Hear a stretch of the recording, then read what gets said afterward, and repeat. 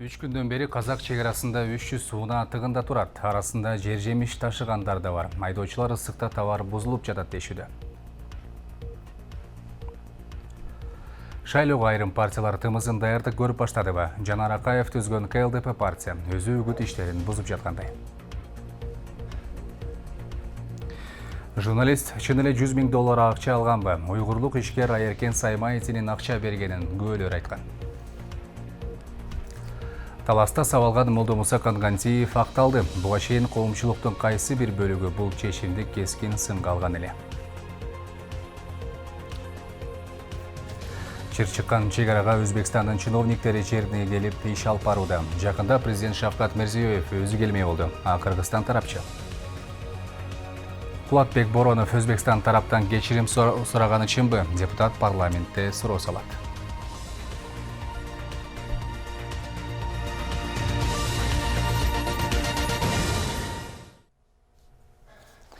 Жаңылыктар менен тааныштырабыз. Студияда мен Арзымат Аланов. Кутман кечиңиздер менен. Кыргызстанда соңку бир сутка ичинде коронавирус жуккан 26 адам жаңы катталды. Бирок бир күнүн ичинде 3 бейтап көз жумду. Алардын бири Ош облусунда иштеген 59 жаштагы фтизиатр дарыгер, экинчиси Ошто ооруканада жаткан 55 жаштагы бейтап жана үчүнчүсү Нарында ооруканада дарыланып жаткан 84 жаштагы аял. Жаңы катталган 26 адамдын көбү Бишкек шаарында, 16 бейтап Нарын облусунда 7 жана Ош, Жалал-Абад, Баткен облустарында бирден адам. Башка кабарлардан Туркияда киши колдуу болуп өлтүрүлгөн Айеркен Саймаевди журналистке акча төлөп бергени айтылып жаткан маалымат жөн гана кара пиар. Бул туурасында 100 000 доллар алган деп жаткан Азаттыктын журналисти Али Токтакунов видео кайрылууда билдирди.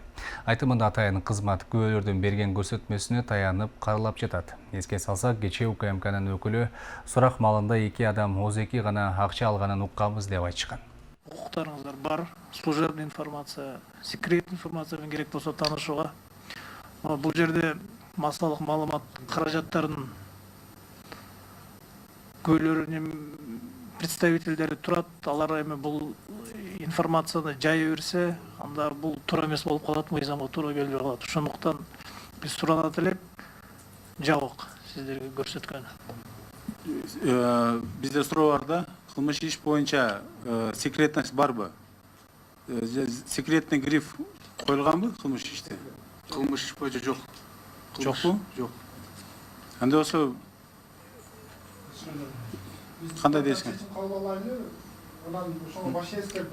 Анда мен добушка салам, ачык карайлы деген депутаттар добуш берип койсоңуздар.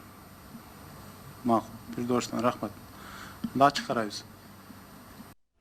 Бирок журналисттин акча алганы айтылган маалыматты сындагандар болду. Айрымдар эки күбөнүн далили жок, жөн гана сөз айтуусу менен күбө жабы болуп жатат дешет. Башкалары адатта күбөлөрдүн көрсөтмөсү сот процессине чейин ачыкка чыгарылбайт дешип атайын кызматтын ишин сындашууда. Жыйындан кийин Сагынбек Самидин уулу журналисттерге акча берүү боюнча документ жок, бул күбөлөрдүн гана көрсөтмөсү экенин билдирди. Ал учурда тергөө уланып жатканын айтты. Бул арада Кыргыз-Казак чегарасында топтолгон оор жүк ташуучу машинелер көбөйө баштады. Жер жемиш товар ташыган айдоочулар 3 күндөн бери ысыкка какталып жатканын айтып нааразы болушууда. Бул эле эмес, алар товардын баары 30 градус болгон жайда бузулуп кетип, банкрот болгону калдык дешүүдө.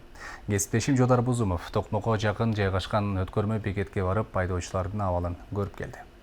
Кечээ социалдык тармактарда Кыргыз-Казак чегара бекетинде оор жүк ташуучу автоунаалардын узун кезеги жаралгандыгы боюнча маалыматтар тараган. Мындан улам биздин чыгармачылык топ жеринде келип таанышууну эп көрдүк. Ооба чын эле узун кезек күткөндөрдүн баш аягы 7 километрге чейин созулгандыгына күбө боло алдык. Алдыдагы мүнөттөрдө учурдагы абал жана андагы түзүлгөн кырдаалдын себептерин түшүндүрүп беребиз. Кыргыз-Казак чегара ак тилек өткөрмө бекетинде 2 күндөн бери 300гө жакын оор жүк ташуучу автоунаалардын кезеги жаралды. Алардын ичинен жеңил машинелерди да көрүүгө болот. Баш аягы 7 километрге созулган кезекте турган жүк ташуучу автоунаалардын ичинде ар кандай товарлар бар. Айтсак, айрымдарында тез бузулуучу азык-түлүк жер жемиштер болсо, айрымдарында курулуш материалдары. Күндүн ысыгы 30 градуска жетип жаткан чакта айтылган товарлар багытталган жерине жетпей жарабай калуусу мүмкүн деп тынчсызданган айдоочулар көп. Меня Омар зовут, я вот 3 сутки стою здесь, не пропускает, не знаю почему, очень долго пропускает. Скоро... Причину не сказали, так, У нас скоропорт, морковь свежая. Сколько тонн у вас морковок? 20 тонн. 20 тонн. Да. Көпчүлүк айдоочулар эмне себептен узун кезек жаралгандыгы боюнча деле биле беришпейт. Алардын жалгыз максаты тоскоолдуксуз жүктү болжогон жерине алып баруу. Бирок алардын мына минтип жолу торолууда. Бул өз кезегинде чоң чыгымга дуушар кылып жатат. Жашоо кабинкада өтүп ысык оокат ичпей деле калышкан. Бир жагынан автоунаанын соляркасын жаңыртып туруу керек. Антпесе авто муздаткыч иштебей товар жараксыз калуу коркунучунда. Трое суток уже стоим здесь. Ни помощь не оказывают, ничего как бы. Хотя бы или горячее предоставили, или еще что-то. Выживаем, по машинам ходим, друг другом делимся. Никаких тут условий не предусмотрено, ни это. Да, вот конечно. Куда ходите, вот, в уборную, мусор куда бросаете, самое. Мусор в пакетики собираем, в салон закидываем или поджигаем. Купаться там, мы когда стали на речку купаться, ходили. А в туалет под дерево куда-нибудь? А что, хотя бы туалет поставили бы людям? Учурда кыргыз-казак чек аралардан жалгыз гана Ак Тилек өткөрмө бекети иштеп жатканын биле алдык. Ошол себептен жүк ташуучу автоунаалар бир бекетке чогулуп тыгын жаралганы мына ушуга байланыштуу. Анткени менен эки өлкөнүн чек арачылары жактан эч кандай тоскоолдуктар жок. Маселе Казакстандын киреши боюнча мамлекеттик комитеттин текшерүүсүндө. Алар ар бир машинени кылдаттык менен текшерип, документтерди ыгы жок текшерип жатканы да маалымдалды. Хотелось бы подчеркнуть, еще раз хочу подчеркнуть, что у грузоперевозчиков и водителей автотранспортных средств нет претензий к Государственной пограничной службе Кыргызской Республики. Пограничные наряды осматривают транспортные средства на предмет выявления нарушителей или запрещенных перемещений через государственную границу средств, таких как наркотические средства, их прекурсоры, взрывчатые вещества, а также оружие и боеприпасы. Айрым эксперттер мындай кырдаалдын түзүлүүсүн коронавируска каршы күрөшүүнүн сепкини катары сыпаттап жатат. Бирок Кыргызстандын вице-премьер-министри Эркин Асырандиев 29-майда өткөн КМШ өкмөт башчыларынын саммитинин онлайн жыйынында бул маселени көтөргөн. Ал COVID-19 менен күрөшүү өз ара соодага тоскоол болбошу керек экенин, жүк мурдагыдай эле ташыла берүүгө тийиш экенин айткан. Кыргыз өкмөтү ЕАЭПке мүчө болгондо 4 эркиндик берилерин, алар жарандардын, товардын, тейлөө кызматтарын жана капиталдын 5 өлкө аймагында тоскоолдуксуз жүрүш экенин жарыялаган. Бирок буга карабай Казакстан буга чейин деле чек арадан өткөн ар бир жүктү катуу текшерүүгө алып, тыгындарды жаратып келет. Бул биримдикке кирген өлкөлөрдүн жоболорун бузуу дегенди түшүндүрөт. Бирок эми муну регулировка кыла турган Евразэстин борбордук органы бар да, аткаруу комитети бар. Мына ошолорго маселени коюп чечиш керек да. Бул маселе мындай раз мынча көптөн бери кайталанып келаткандан кийин бул маселени көпкө создуктурбай ошол Евразэстин аткаруу комитетинин жетекчилерине чыгыш керек. Мамлекеттин жетекчисине чыгыш керек. Бул жерде мына 300 төн ашык машина бүгүн эметсе эртең 600-кө жетет. Анан бул эң негизгиси Мауреки карантинден кийин фермерлерибиздин оокаттары ошол жерде күйүп кетсе, буга ким жооп берет? Айта кетсек, соңку жылдары ЕАЭПке мүчөлүк Кыргызстанга пайда алып келбегени тууралуу пикирлер парламентте айтылып келет. Ал тургай муну өкмөт дагы моюндагансып, уюм ичиндеги пикир келишпестиктер тууралуу айтып калган жайы бар. Жодар Бузумов, Өскөн Жороев, Нурньюз, Бишкек.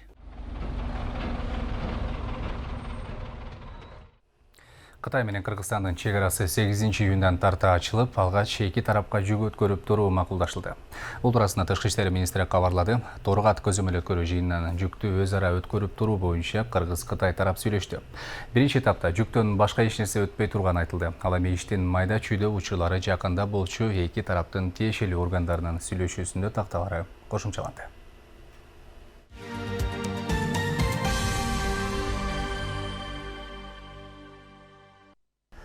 Ош шаардык кеңештеги шайлоого аракеттер башталды. Бирок бул көрүнүштөрдүн баары тымызын жашыруун түрдө жүрүүдө. Мыйзамга ылайык бүгүнкү күндө үгүт иштерин өткөрүүгө чектөө коюлган. Шаардык кеңешке талапкер партиялар шайлоо күнү белгиленген күндө гана үгүт жүргүзүүгө болот. Биздин кабарчыбыз жергиликтүү шайлоого КЛДП партиясынан аттанган Эмилбек Төлөнбаев жарандарды чогултуп жатканына күбө болгон. Толугураак кийинки материалда. Ош шаарында КЛДП партиясынын өкүлү жарандарды чогултуп жаткандыгы тууралуу маалымат тараган. Бул сөздүн чынтөгүн анықтоо үчүн коомдук кабылдамалардын бирине бардык. Биз барган учурда чындап эле элдин чогулганына күбө болдук.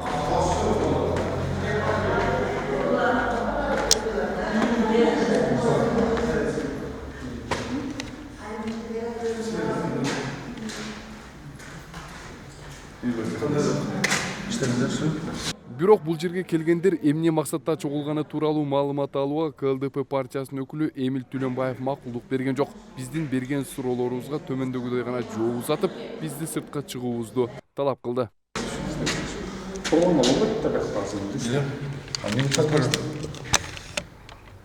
Жоқ, бұл туғандар өз-өз неме болып отыр. Агитатор болып бізге маалымат келді, агитаторлар. Бұл агитаторлар емес, бұл менің қошыналарым. Аны сұрақ көрмеймін, бәріне жоқ. Жоқ. Бұл жерге бұл частная территория. Датқа қойшы, серьезно. Бұл жерде немен қылбайлы қойылып. Басыңыздан сөйлесейлік. А почемка тартып алайын енді? Пойдем, говорим, сіз депутатсыз деп, бере көрсіздер. О? Программа бұл мизамыз ғой? Датқа, пойдем. 12 апрелге белгиленген шайлоо күнү пандемияга байланыштуу токтотулган. БШКнын мүчөлөрү бүгүнкү күндө жергиликтүү шайлоого карата аракеттери көрүлүүсүнө мыйзам жол бербестигин айтышат. Тасмадагы көрүнүштөрдү тактап, чара көрүүлөрүн дагы убадалашты.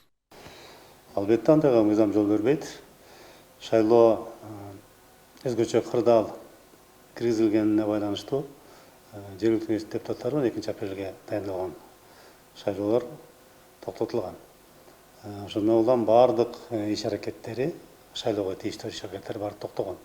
Аймак шайлоо комиссиядагы курам менен, толук курам менен бардыгы ишин токтотуп азырынча.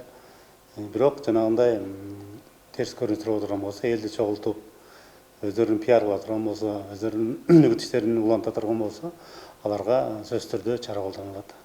Ал эми КЛДП партиясынын тең турагасы Жанар Акаевга байланышууга мүмкүнчүлүк болгон жок. Партиялаштардын бул аракетине кандай жооп болот, ал жагы азырынча белгисиз. Ал эми шайлоо комиссиясы тартылган тасмаларды берүүнү өтүнүп, атайын жыйында кырылаарында кошумчалады. Эгер андай далил болсо, ошол материалды аймак шайлоо комиссияга алып келип берсеңер, аймак шайлоо комиссия отурумуна карап чыгышат. Аймак шайлоо комиссиянын өзүндө ошол үгүт иштерин жүргүзүү боюнча жумушчу топ бар.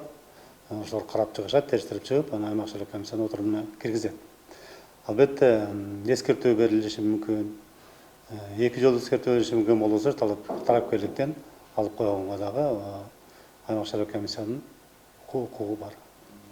Бул убакка чейин Ош шаардык кеңештин эл өкүлдөрү акыркы жыйындарын өткөрүп, шайлоо күнү белгиленген. Ал эмес партиялар үгүт иштерин да жүргүзө башташкан. Бирок бүгүнкү кырдаалга байланыштуу шайлоо күнү жылдырылган. Бул убакка чейин ар кандай сунуштар айтылып, шайлоону күздө өткөрүүнү да сунушташкан. Эми мындан аркы шайлоо өтүүчү күн аныкталса, талапкерлердин үгүт иштерин жүргүзүүгө 20 күн гана убакыт берилет. Ал эми жарандарды чогулткан партия өкүлдөрүнө кандай чара көрүлөт, ал жагы азырынча белгисиз. Таткашабдан Адилет Нышанбаев, Нурньюз. Америкада башаламандыкты тыюу үчүн жакшы даярдыктагы аскерлер тартылды. Бул арада мародерчулук күчөп, дүкөн, супермаркеттерде тонууланууда. Полиция андай адамдарды камера аркылуу тааный албай жатат. Себеби талап тоноого тиешеси барлар окшош кийинип алгандыктан аларды таануу мүмкүн эмес. Бүгүн дүйнө кандай кабарлар менен эсте калганы кийинки материалда. АКШда болуп жаткан башкаламандыкка байланыштуу 1600 аскерин толкундолор чыгып жаткан Вашингтондун чет жакасына жайгаштырды. Пентагондун расмий өкүлү Джонатан Хоффмандын айтымында аскерлер алар катуу даярдыкта тургандыгын, бирок жарандык бийликке жардам бербей тургандыгын айткан. Буга чейин Дональд Трамп чектен чыккан аракеттерди тыюу максатында мыкты куралданган армияны колдоном деп билдирген. Трамп мындай билдирүү менен чыгаардын алдында полиция Ак үйдүн маңдайындагы Лафайет аянтындагы демонстранттарды кууп таратыш үчүн көздөн жаш агызган газ колдонду.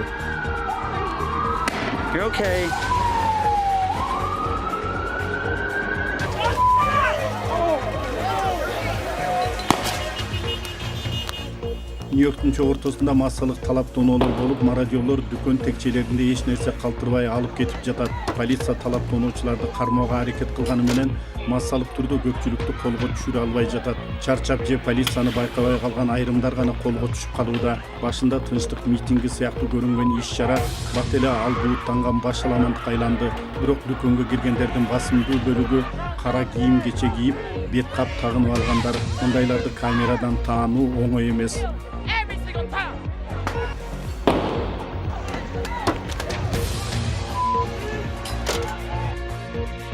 Японияда коронавирустун кесепетинен 16.700дөн ашык адам жумушсуз калды. Көбүнчө мейманкана тармагында иштеген 4000ге жакын киши кол жууса, туристтик автобустарды башкарган компанияларда эмгектенгендер 3000ге жакын.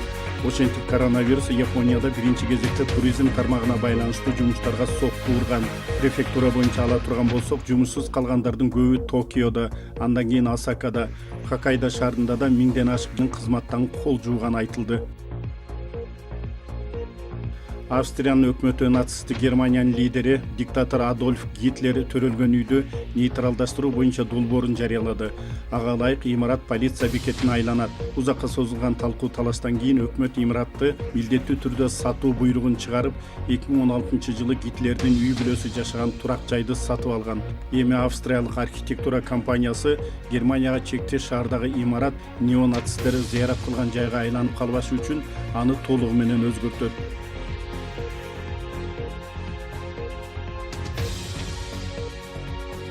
Japonya карантинден минималдуу жоготуулар менен чыкты. Бирок премьер-министр Абе мурдакы колдоосун жоготту.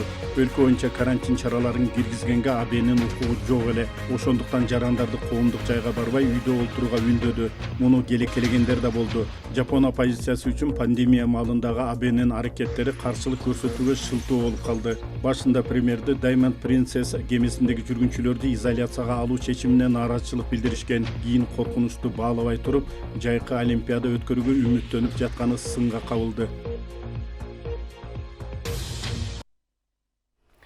Жаңылыктардын калган бөлүгүнө көңүл буруңуздар, кыскача мазмун.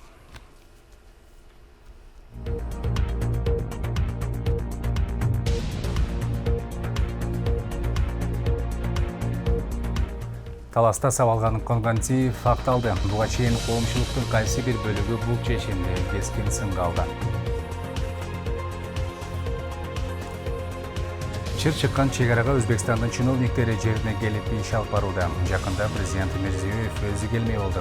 Кыргызстан тарапчы. Кубатбек Боронов Өзбекстан тараптан кечирим сураганы чынбы? Депутат парламентте суроо салат.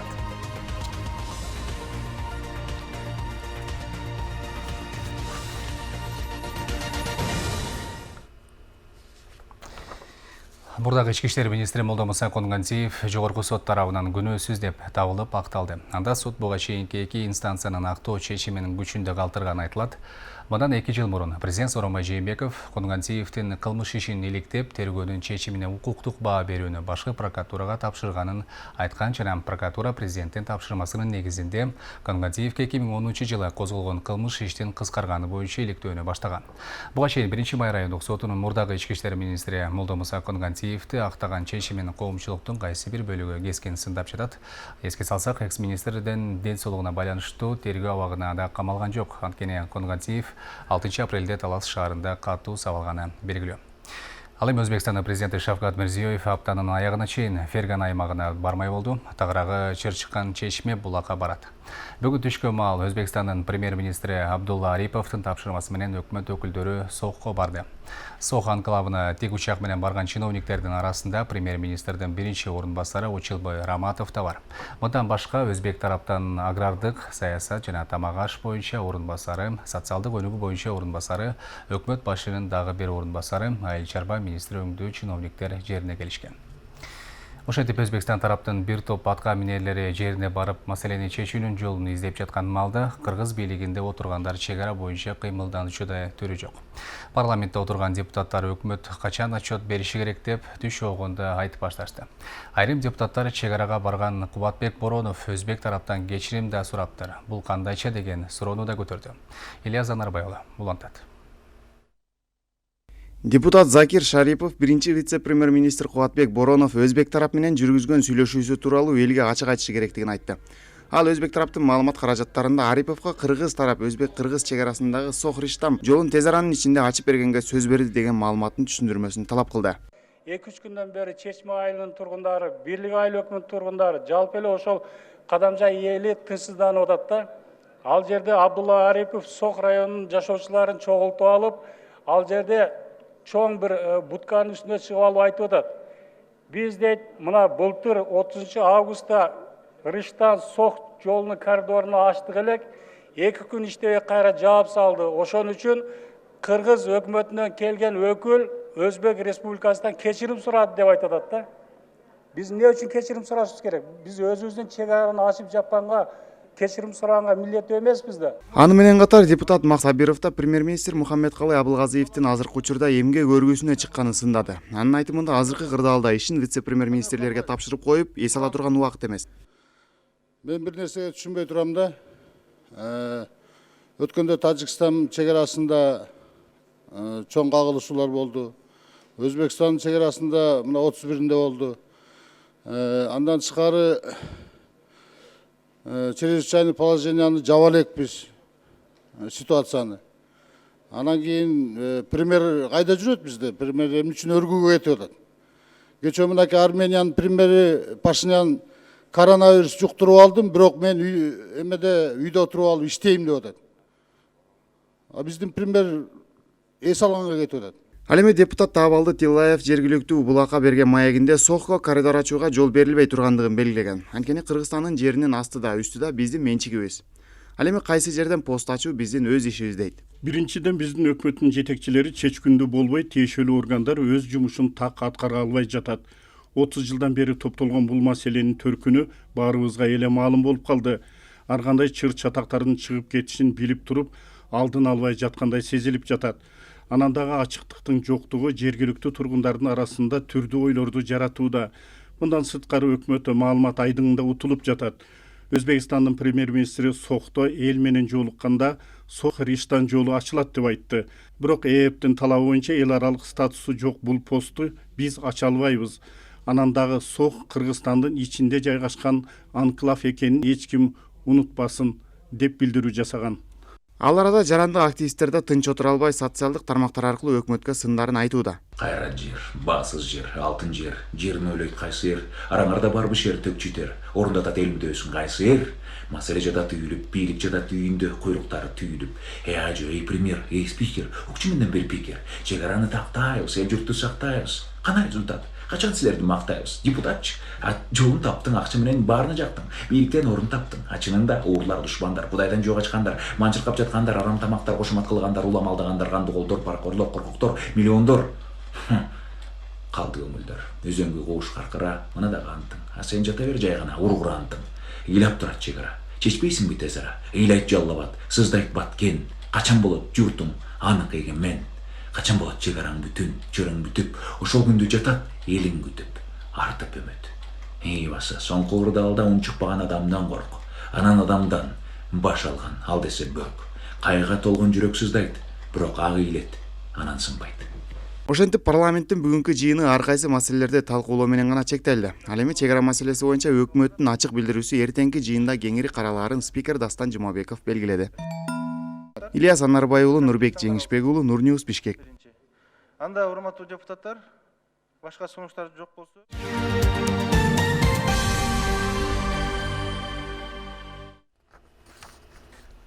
Ош тазалык муниципалдык ишканасы таштанды чыгарган 12 атайын техникалдуу болгондугун Ош мэриясынан кабарлашты. Жаңы техникалар Европа өнүктүрүү жана реконструкциялоо банкынын каржылоосу менен алынган. Алардын ачкычын тапшырып жатып, Ош шаарынын мэри Талайбек Сарбашев Ош тазалык ишканасынын техникалары толук жаңылана турганын айткан. Ош шаарындагы таштандыларды чыгаруу боюнча Европа өнүктүрүү жана реконструкциялоо банкы менен 10 миллион евролук долбоор иштелип чыккан. Июнда дагы бир топ партиясы келет. Мындан сырткары таштанды жүктөгөн дагы 12 даана автоунаа алынышы күтүлүүдө. Техникалар мен жетиштүү дегенден алысмын. Шаардын ичинде бир 100гө жакын техника иштеш керек да. Буга чейин мына бир 20дан 30га чейин гана техника иштеп аткан болсо, мына биз ушул шарттарды түзүп берели деп аракеттерди кылып атабыз. Себеби баягы турмуш тиричилик керектөөчүлөрдүн саны дагы, ушу кызмат көрсөткөндөрдүн дагы саны бүгүнкү күндө мына ашканалар, ресторандар аябай көбөйүп атпайбы? Ошол үчүн жетишсиз болуп атат. Мына шаарга келген бүгүнкү күндө элдин өсүшүн да көрүп атасыңар. Көп кабаттуу үйлөрдүн аябай мындай күндөн күнгө көбөйүп атат. Ошон үчүн биз бүгүнкү күндө ушу техникалар аябай мындай керек да. Биздеги жаңылыктар мына ушулар. Окуялардын өнүгүүсүнө көз салыбызды улантабыз. Нур телеканалынын маалыматтарын интернеттен да көрсөңүздөр болот. Дареги экранда. Мен коштошом. Кайрадан эфир аркылуу көрүшкөнчө саламатта туруңуздар.